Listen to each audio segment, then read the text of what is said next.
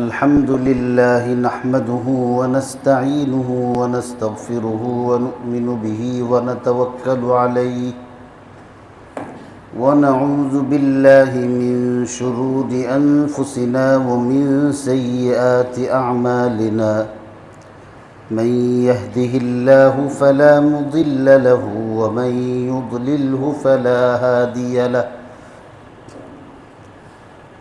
ونشهد أن لا إله إلا الله وحده لا شريك له ونشهد أن سيدنا وسندنا وحبيبنا وشفيعنا ونبينا ومولانا محمدا عبده ورسوله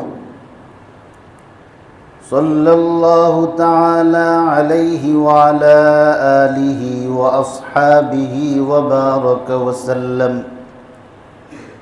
وبارك وسلم تسليما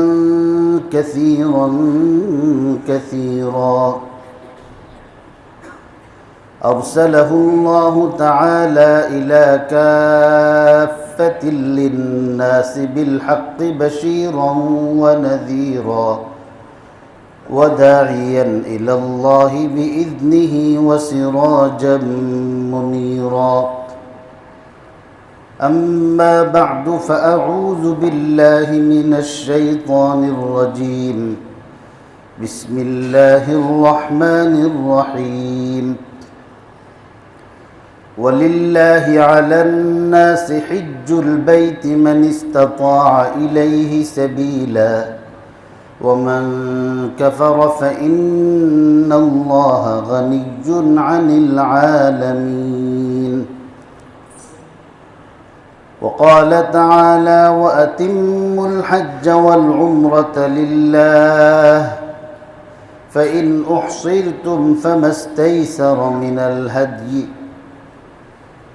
وعن النبي صلى الله عليه وسلم أنه قال تابعوا بين الحج والعمرة فإنهما ينفيان الفقر والذنوب صدق الله مولانا العظيم وصدق رسوله النبي الأمي الكريم ونحن على ذلك لمن الشاهدين والشاكرين والحمد لله رب العالمين মুআজ্জাজ ও মুহতারাম মুরব্বিয়ানে কেরাম মুসল্লিয়ানে ইজাম দিন দরদি মুসলমান ভাইরা, আল্লাহ পাক রব্বুল আলামিনের মেহেরবানিতে শুক্রবার দিন জুমার নামাজ আদায় করার মহৎ উদ্দেশ্যে আমাকে আপনাকে আল্লাহর ঘর মসজিদে উপস্থিত হওয়ার যে তৌফিক এবং সুযোগ আল্লাহ পাক করে দিয়েছেন, এই জন্যে সকলেই আল্লাহর শুকরিয়া আদায় করি আলহামদুলিল্লাহ।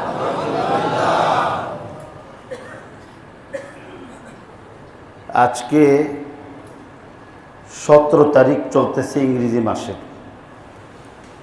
সম্ভবত আজকে রাত্র থেকেই বাংলাদেশ থেকে হজ ফ্লাইট আরম্ভ হবে।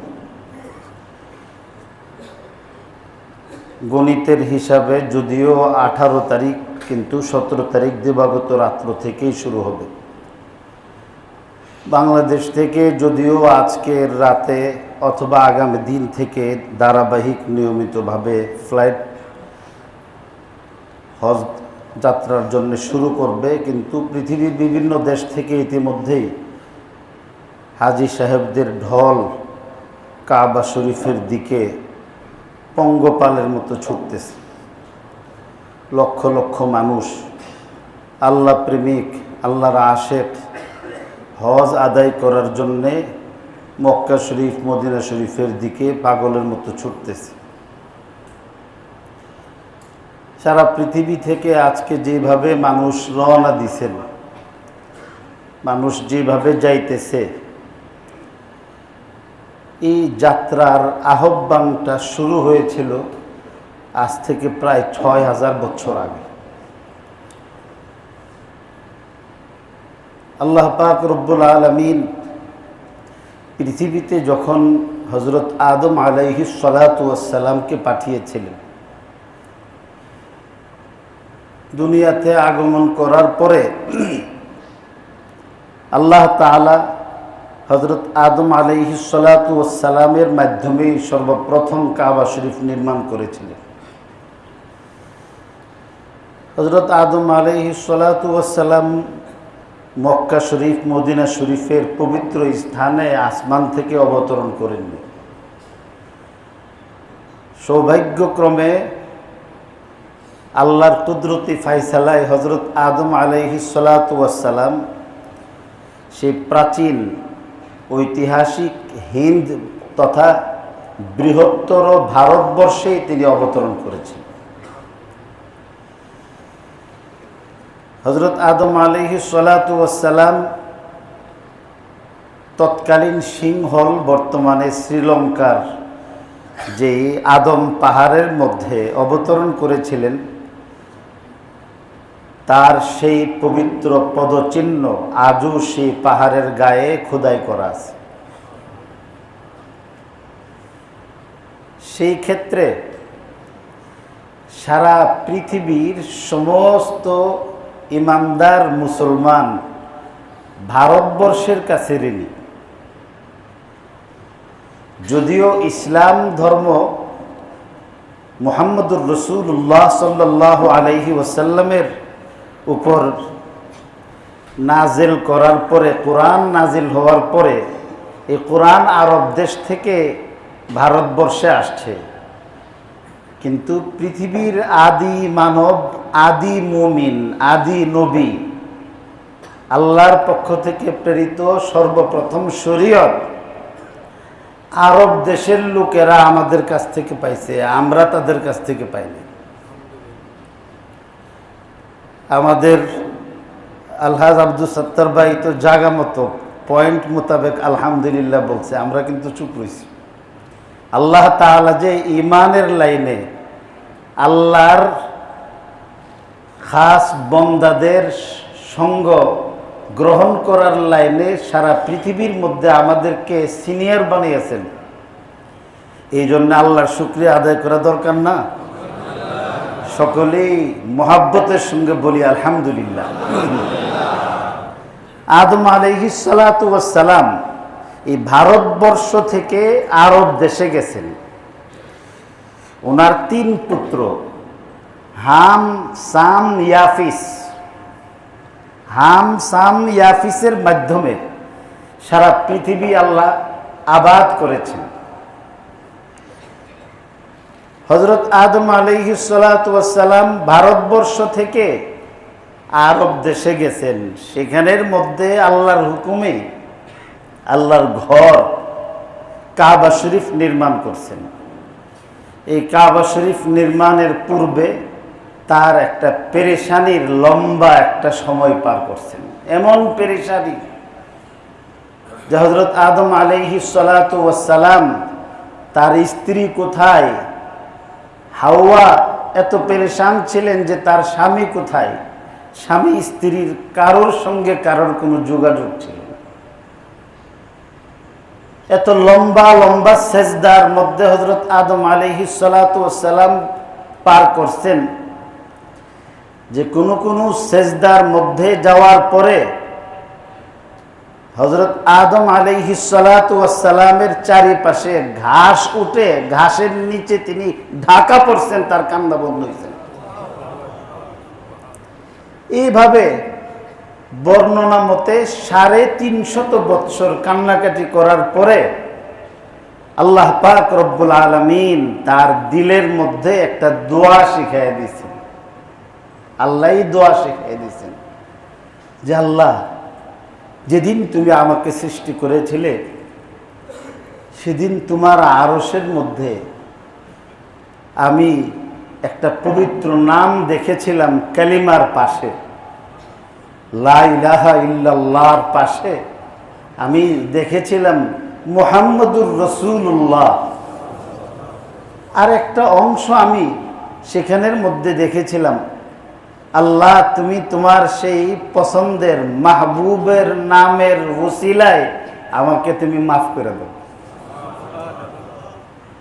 فَتَلَقَّى آدَمُ مِنْ رَبِّهِ كَلِمَاتٍ فَتَابَ عَلَيْهِ إِنَّهُ هُوَ التَّوَّابُ الرَّحِيمُ। দিলের মধ্যে এই পবিত্র কথা জাগ্রত হয়েছে। আল্লাহর হাবিবের দোহাই দিয়ে হযরত আদম আলাইহিস সালাতু ওয়াস সালাম আল্লাহর কাছে যখন প্রার্থনা করছেন, আল্লাহ তাআলা তার দোয়া কবুল করছেন। এই জন্য আমরাও দোয়ার মধ্যে, উলামা ইকরামের দোয়ার মধ্যে, বুজুর্গানে দ্বীনের দোয়ার মধ্যে দেখবেন শেষে বলে যে আল্লাহ আমাদের এই দোয়া তোমার হাবিবের তুফাইলে, তোমার হাবিবের তুফাইলে মানে মুহাম্মদুর রাসূলুল্লাহ সাল্লাল্লাহু আলাইহি সাল্লামের উসিলায় আল্লাহ আমার এই দোয়া কবুল করো। আমার হাতটা নাপাক, আমার মুখটা নাপাক, শরীরটা নাপাক, এই নাপাক শরীর নিয়ে তোমার কাছে আল্লাহ মাফ চাইতে সাহস করতে পারি না। তোমার হাবিবকে তুমি পছন্দ করো, তাকে তুমি প্রশংসিত বানিয়েছো, তার নাম তুমি মুহাম্মদ রেখেছো।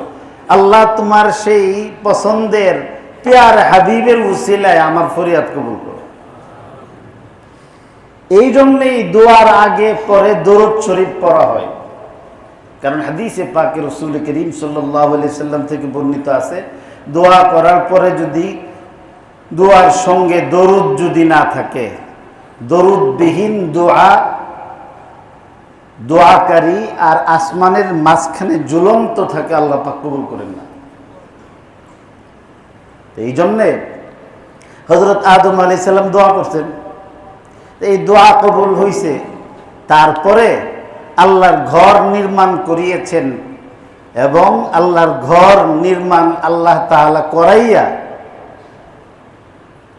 হযরত আদম আলাইহিস সালাতু ওয়াস সালামের মাধ্যমে কাবা শরীফের জিয়ারত নামক ইবাদত তথা হজ্জের বিধান চালু করছে।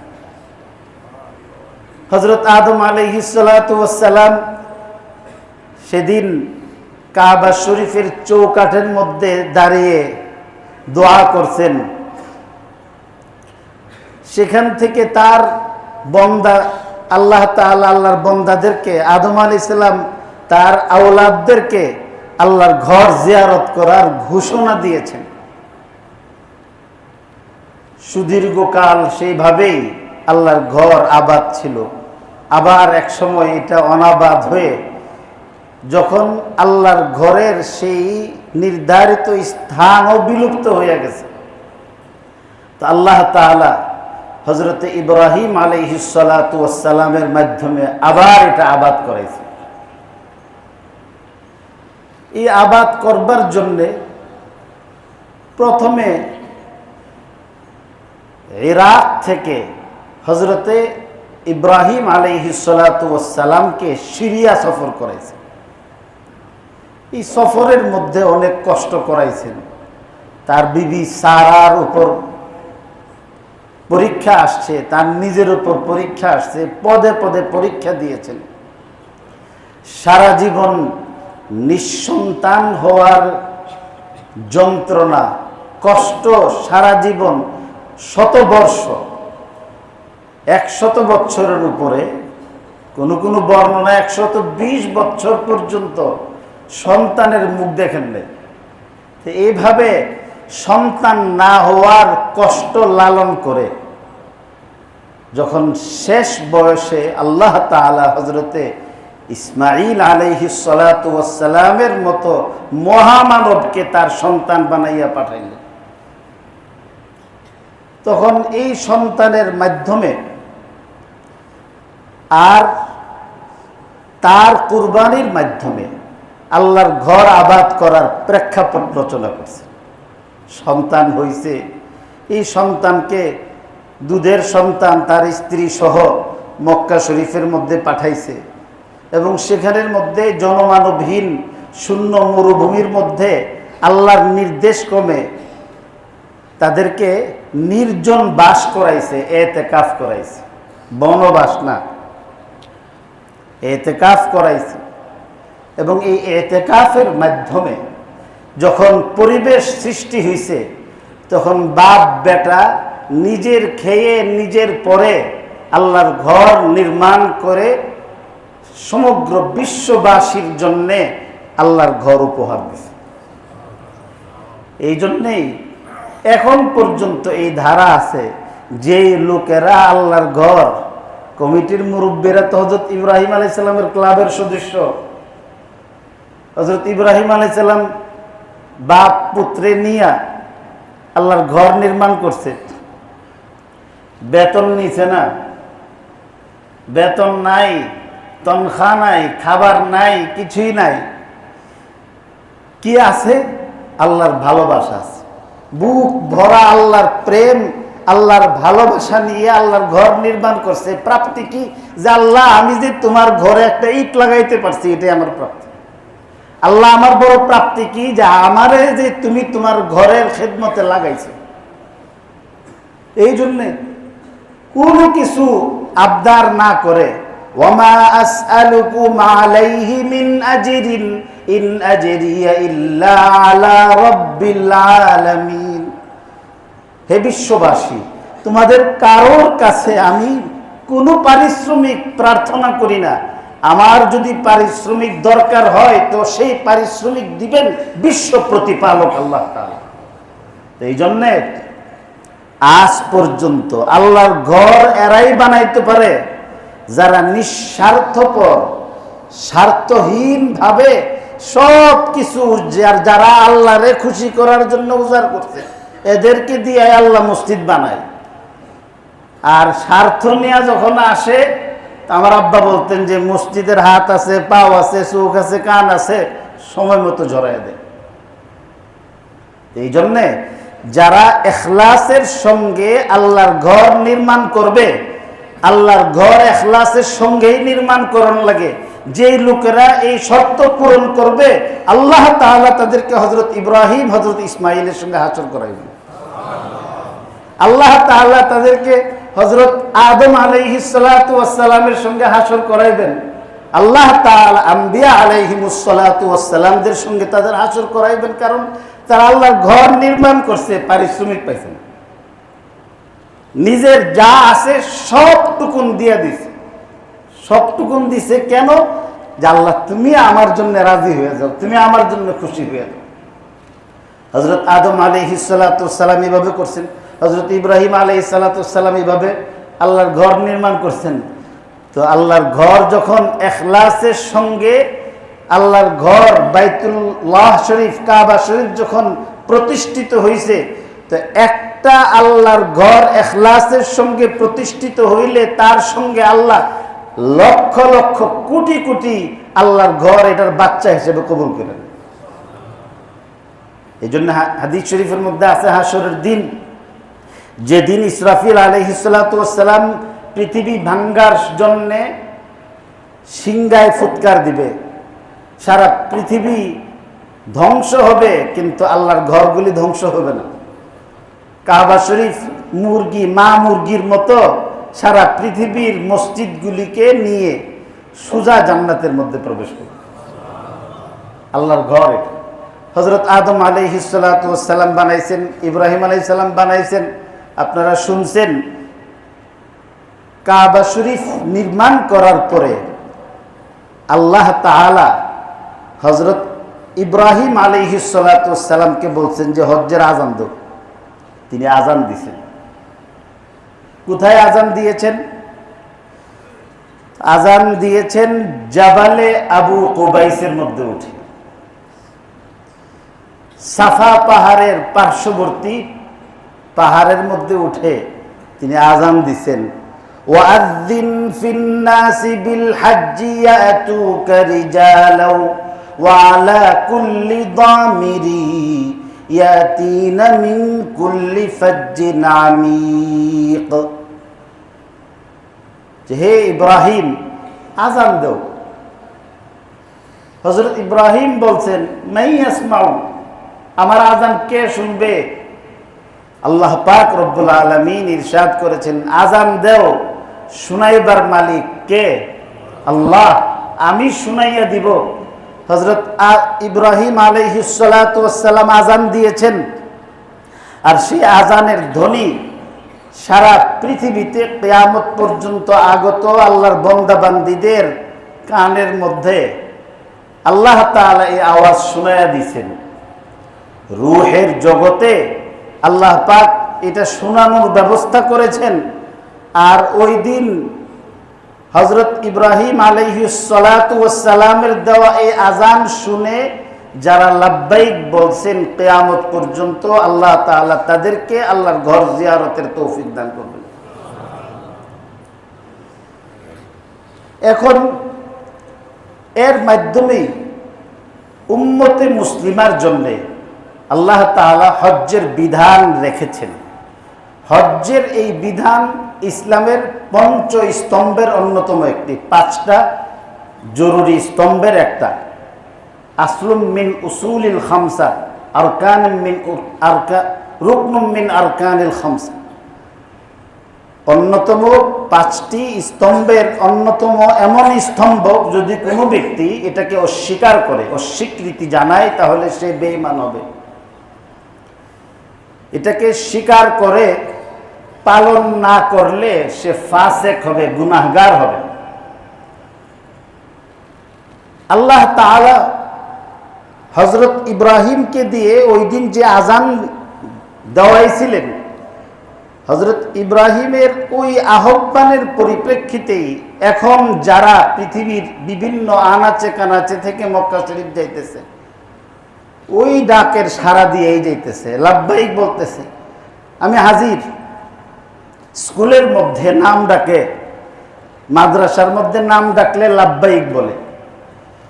স্কুলের মধ্যে কোথাও প্রেজেন্ট স্যার বলে, কোথাও উপস্থিত বলে।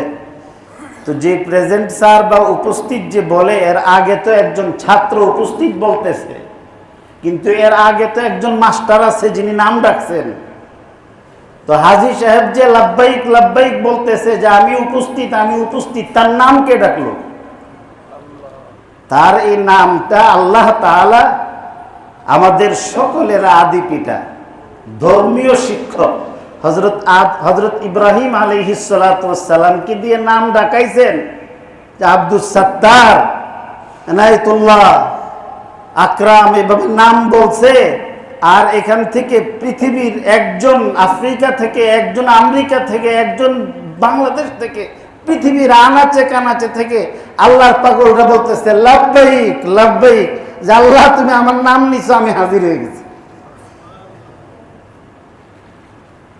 রাসূল করিম সাল্লাল্লাহু আলাইহি ওয়াসাল্লাম হাদিসে পাকে সতর্ক করছেন যে কিয়ামতের আগে এই হজ্জের বিধান উঠায় দেওয়া হবে। এই হজ্জের বিধান, যেমন দেখেন আমাদের দেশের মধ্যে বিবাহের বিধান পরোক্ষভাবে উঠাই দেওয়া রাখছে। পরোক্ষভাবে এমন কিছু আইন কানুন করছে যে কানুনের দ্বারাতে বিবাহ দিতে গিয়ে আপনারা বাধার সম্মুখীন হইতেছেন। কি করছে যে 18 বছর বয়স না হইলে কোন মেয়ের বিবাহ আমাদের দেশের মধ্যে দেওয়া এটা রাষ্ট্রীয় আইনে অপরাধ। 21-22 বছর বয়স যদি ছেলের না হয় আর মেয়েদের যদি 18 বছর বয়স না হয়, তাহলে এর আগে বিবাহ দেওয়াটাকে রাষ্ট্রীয় আইনে অপরাধ চিহ্নিত করা হয়েছে। এই পর্যন্ত বিবাহ না দেওয়ার বিষয়ে তারা গ্যারান্টি দিছে।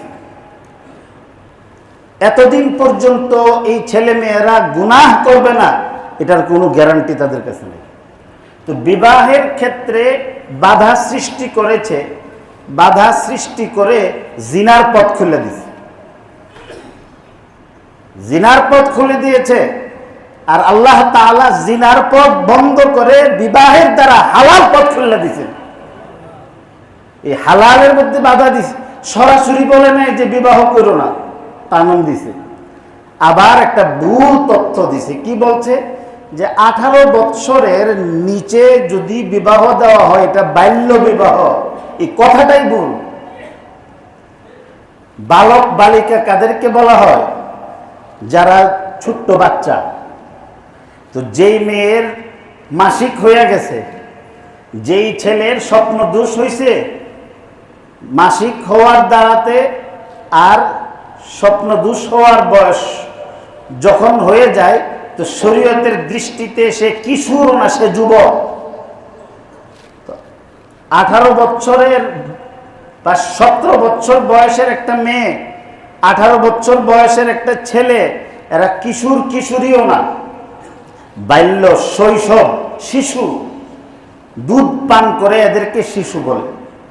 আর এই দুধের বয়স চলে যাওয়ার পরে সাবালক হওয়ার আগের ছোট্ট বয়সটাকে আপনার বালক বালিকা বলে, বালক স্কুল বলেন না, যে আমাদের প্রাইমারি স্টেজে। আর যখন ছেলে পেলেরা সাবালক হওয়ার কাছাকাছি চলে যায়, কিশোর কিশোরী বলে। আর যখন সাবালক হয়ে যায়, তখন এরা যুবক যুবতী হয়।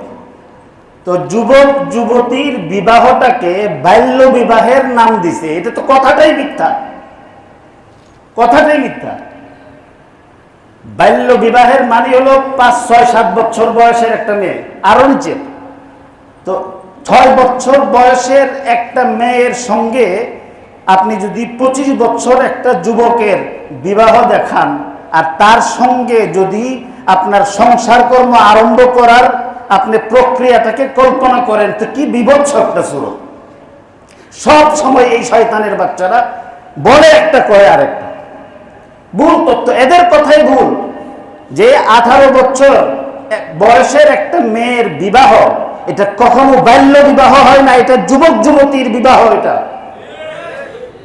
এই যুবক যুবতীর বিবাহটাকে তারা এখানে বাল্য বিবাহের নাম দিছে। বাল্য বিবাহ না, এটা যুবক যুবতীর বিবাহ। তোরা যদি বাল্য বিবাহ বলস, আমরাও বলতেছি, কোনো বালক বালিকার সঙ্গে কোনো যুবক, কোনো বয়স্ক ব্যক্তির সংসার কর্ম হওয়া, এটা ইম্পসিবল। এটা কোনো মানুষ কল্পনাও করতে পারে না। তো এইভাবে এখানের মধ্যে প্রথমে বাধা সৃষ্টি করছে। এরপরে যদি বিবাহ দিয়ে দেয়, তো এটার মধ্যে আপনার কাবিনের নামে এখানের মধ্যে কিছু দুষ্টামি করছে। এরপরও যদি বিবাহ হয়ে যায়, এই জন্যে কাবিন নামার 17-18 নম্বর একটা কলাম বানাইছে। এই কলামের মধ্যে যখন মানুষ বিবাহ করে, বিবাহের কবুল বলার সময় এই মেয়েটার তালাক দিয়া তালাকের প্রক্রিয়া করে রাখে। এই যে কতগুলি দালাল আছে, আমি দালাল বলছি, মসজিদে বলে অত্যন্ত আস্থার সঙ্গে ঘৃণার সাথে, যে কাজী নামের যে সমস্ত দুষ্ট লোকেরা আছে, এই দালালগুলি মুসলিম নারী সমাজের কলঙ্ক করছে এবং মুসলমান সমাজগুলিকে এখন তালাকের সমাজ বানাইবার জন্য প্রক্রিয়া করতেছে এবং ইহুদিদের এজেন্ডারা বাস্তবায়ন করতেছে। 18 নম্বর এই কলাম পুরা করে, এর মানে যখন বিবাহ করে ছেলেটা, তখনই তার বিবিরে অর্ধেক তালাক দিয়ে রাখে। মানে আমি তোমারে দিয়া দিলাম তালাক, তোমার মনে চাইলে নিজের উপর নিয়া এখনই চলে যাও, আর না হয় এই তালাকটা গ্রহণ না করে ঠেললে কয়েকদিন আমার সাথে সংসার করো। তুমি এত দরদি হইলা। তালাক কখনো মেয়ে লোক নিতে পারে, দিতে পারে না। আল্লাহ তাদেরকে অধিকার দেন নাই, আল্লাহ দিয়েছে না। এটা আল্লাহ যারে বানাইলো, আল্লাহর চেয়ে তুমি বেশি দরদি, আল্লাহর চেয়ে তুমি বেশি বুঝো। তা আল্লাহ তাআলা তো পুরুষকে তালাক দেওয়ার অধিকার দিয়েছে, নারীকে তালাক গ্রহণের অধিকার দিছে, তালাক দেওয়ার অধিকার দিছে না। তালাক নিতে পারে, এই অধিকারটা আল্লাহ পুরুষকে দিয়েছেন। কেন? যে এই লুট নারীরা নিতে পারবে না, এই জন্যে আল্লাহ এই অধিকার দেন নাই। এই দুষ্ট লোকেরা সেখানের মধ্যে নারীদের উপর এই অধিকার দিয়া, এখন বর্তমানে এই কাজী অফিসের মধ্যে যত কাজী নামের লোক আছে, খবর নিয়ে দেখেন নিকাহ রেজিস্টারের চেয়ে বেশি তালাকের রেজিস্টার হয়, তালাকের রেজিস্ট্রি হয়। এই জন্য আমি বলছি যে যারা বিবাহের 17-18 নম্বর কালাম পুরা করবে, আমি এদের বিবাহ পড়াই না, আমি এদের বিবাহ পড়াই না।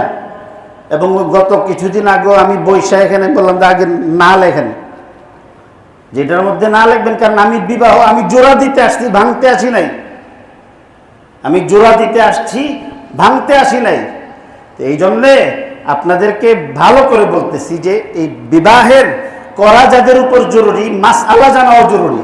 না জানলে একটা দস্তখত করে দিছে, আপনার ক্ষেত খামার দোকানপাট এগ্রিমেন্ট করেন, না বুঝে দস্তখত করেননি, তো নিজের দোকানের মধ্যে কিছু না বুঝে দস্তখত করেন না, তো বিবাহের এই কাবিননামার মধ্যে না বুঝে আপনি দস্তখত কেন করেন? আপনি এই জন্যে কেউ বিবাহের একটা অর্পিত তালাকের কলাম আছে, এটা কখনো কেউ পুরা করবেন না, কখনো কেউ পুরা করবেন না। এটা পরোক্ষভাবে তালাক দেওয়া এবং পরোক্ষভাবে আল্লাহর বিরুদ্ধে আইন ধরা। এটা আইয়ুব খানের আমলে, পাকিস্তানের নাম শুনলে সবাই ফাল মারে, তা আইয়ুব খানের আইন মানো কিভাবে? তো ঠিক এইভাবে বিবাহের এগেনিস্টে যেমন একটা আইন দাঁড় করাইছে, হজ্জের বিরুদ্ধে এমন আইন দাঁড় করাইব আল্লাহ রাসূল বলছেন। এখন আরম্ভ হয়েছে, হজ বাদ দিয়ে উমরাত যা, হজটাকে কঠিন করে দিছে। বিবাহ যেমন কঠিন করছে, বিবাহ কঠিন করছে, আর জিনার পথ খুলে দিছে। হজ কঠিন করে এখানে উমরার পথ সহজ করে দিছে। আর এমনি লক্ষ্যবার যদি তুমি উমরা করো, তোমার হজ ফরজ হতে আদায় হতো না। এবং এটাকে একটা ব্যবসা বানাইছে।